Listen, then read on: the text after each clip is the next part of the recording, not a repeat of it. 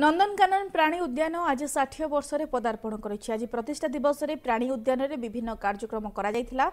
29 December 1960 Nandankanan प्रतिष्ठा होता 20टी जीवजंतु को नहीं नंदनकानन आरंभ होता एवं यार नवकलेवर कर 213 खुआड़े 3500 जीवजंतु नंदनकानन शोभा बढ़ाऊँच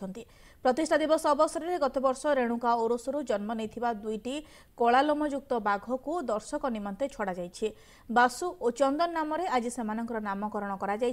बासु और चंदन को देखा पर्यटकों भिड़ जमीला 3 प्रजाति मांकड़ को नुआ एनक्लोजर छड़ा सहित ओल्फ एनक्लोजर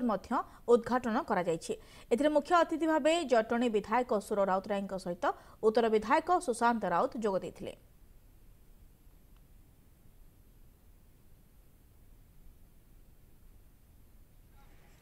रेणुका बोली बागुणी जोटा थिला से तार दुईटा छुआ गत वर्ष रुथिला जे वर्तमान ताको